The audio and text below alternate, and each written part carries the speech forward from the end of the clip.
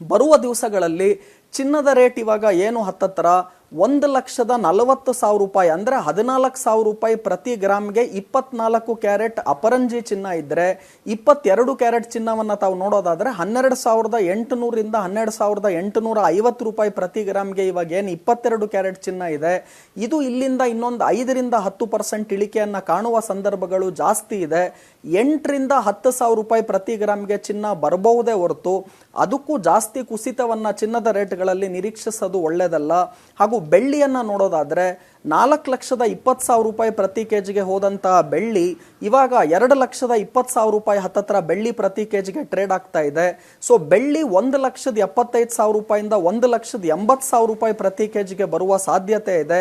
ಹಾಗೂ ಚಿನ್ನವನ್ನ ನೋಡೋದಾದ್ರೆ 22 ಕ್ಯಾರೆಟ್ ಚಿನ್ನ ಇವಾಗ ಏನು 10 ಗ್ರಾಮ್ಗೆ 1,40,000 ರೂಪಾಯಿ ಇದೆ.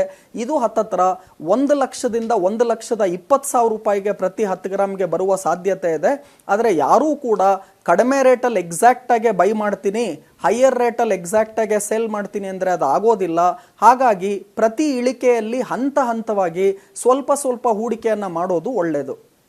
ಸರ್, ಈ ವರ್ಷ ಜನವರಿ ಆರಂಭದಲ್ಲಿ ಆಭರಣ ಪ್ರಿಯರು ಚಿನ್ನ ಖರೀದಿಸಲು ಹೆದರುತ್ತಿದ್ರು. ಆದ್ರೆ ಈಗ ಬೆಲೆ ಇಳಿಕೆ ಕಂಡು ಬಂದಿರೋದ್ರಿಂದ ಬಂಗಾರ ಖರೀದಿಸುವ ಸಂಖ್ಯೆ ಹೆಚ್ಚುತ್ತಾ ಚಿನ್ನ ಖರೀದಿಸಲು ಇದು ಸೂಕ್ತ ಸಮಯನ?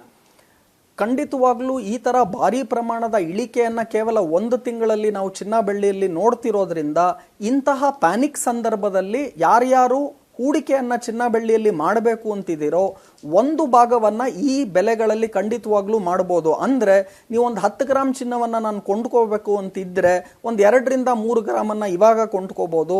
ಮತ್ತಷ್ಟು ಇಳಿಕೆ ಆದಾಗ ಇನ್ನೊಂದು 2-3 ಗ್ರಾಮ್ ತಗೊಳೋದು, ಇನ್ನೊಂಚೂರು ಇಳಿಕೆ ಆಯ್ತು ಅಂದ್ರೆ ಮತ್ತಷ್ಟು ಚಿನ್ನವನ್ನ ತಗೋಬಹುದು. ಈ ತರ ಅಷ್ಟು ಚಿನ್ನ ಬೆಳ್ಳಿ ಹೂಡಿಕೆಯನ್ನ ಒಂದೇ ಸಮಯ ಮಾಡೋ ಬದಲು ಇನ್ಸ್ಟಾಲ್ಮೆಂಟ್ ಅಲ್ಲಿ, ಪೀಸ್ ಮೀಲ್ ಅಲ್ಲಿ ಪ್ರತಿಯೊಂದು ಇಳಿಕೆಯಲ್ಲಿ ಹಂತ ಹಂತವಾಗಿ ಖರೀದಿ ಮಾಡೋದು ಒಳ್ಳೆಯದು.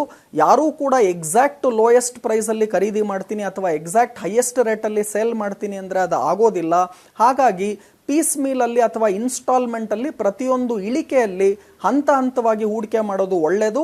ಈ ಬೆಲೆಗಳಲ್ಲಿ ಖಂಡಿತವಾಗ್ಲೂ ಒಂದು ಭಾಗದ ಹೂಡಿಕೆಯನ್ನ ಮಾಡೋದು ಉತ್ತಮವಾಗಿರುತ್ತೆ.